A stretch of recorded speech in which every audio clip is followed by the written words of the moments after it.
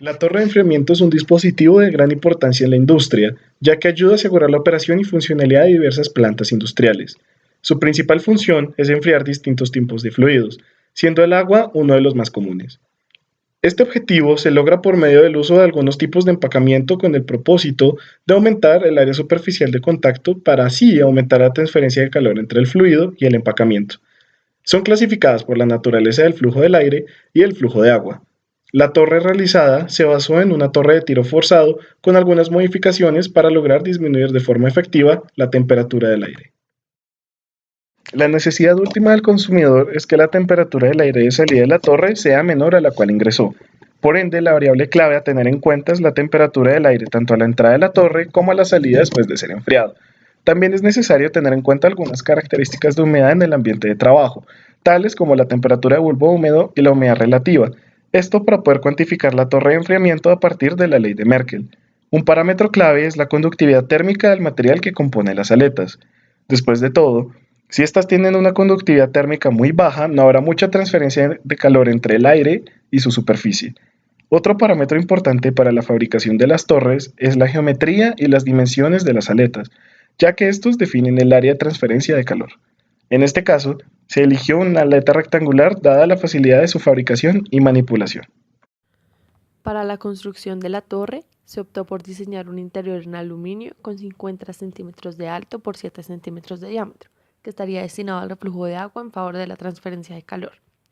Para ello, se conectó la torre interior a una bomba alimentada por agua a 2.2 grados centígrados. A través de este pasarían 21 láminas del mismo material, alternándose con 5 centímetros de diferencia y 45 grados. De este modo, cada una de las 42 aletas resultantes sería de 1.5 centímetros por 4 centímetros.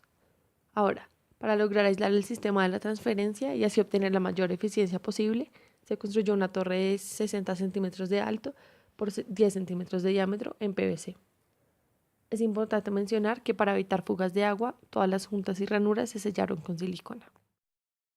El tipo de torre que se construyó fue de tiro cruzado. Dado que el fluido de enfriar era aire y no agua, el ventilador fue ubicado en la parte superior de la torre con el fin de ingresar el aire caliente mediante convección forzada. El aire circulaba entre la pared del empacamiento de aluminio y la pared interna del tubo de PVC. Así, debido al contacto con las aletas, se logró disminuir la temperatura del aire. El aire a menor temperatura salía por un orificio diferente que el agua dentro de la torre con el fin de crear una recirculación del agua utilizada. Con respecto al sistema de empacamiento, se buscó que el aire que entraba a la torre no entrase en contacto con el agua fría. El sistema de empacamiento consistió entonces en un cilindro hueco de aluminio sellado en ambos extremos. Este cilindro se llenó con 2.5 litros de agua a 2 grados Celsius para enfriar la superficie en contacto con el aire. Con el fin de aumentar el área de contacto entre la pared externa del empacamiento y el aire, se agregó un sistema de aletas rectangulares. Dado que se encontraba agua fría fluyendo al interior del cilindro, también se veía disminuida la temperatura de las aletas. Así, al pasar el aire desde la parte superior, se da una transferencia de calor desde el aire hacia las aletas, reduciendo su temperatura. La medición de las variables del producto se llevó a cabo gracias a termómetros que determinaron la temperatura de entrada y salida tanto del aire como del agua. Además, se utilizó un higrómetro para medir la temperatura de bulbo húmedo y la humedad relativa del aire del laboratorio. Por otro lado, para medir los parámetros se asumió una conductividad constante del aluminio de 247 watts por metro Kelvin y se realizaron las dimensiones de las aletas con un pie de rey.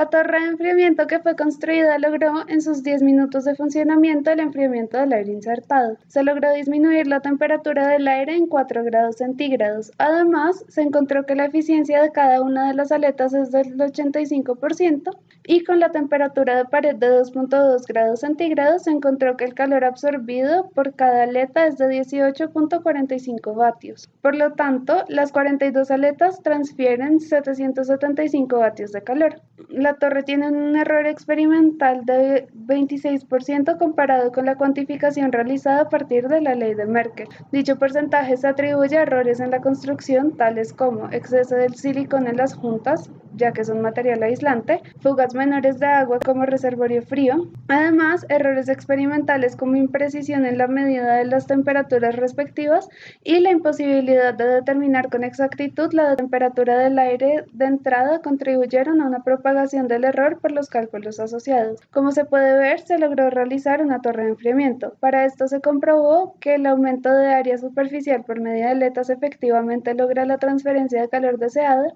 de forma que la torre de enfriamiento satisface las necesidades del consumidor.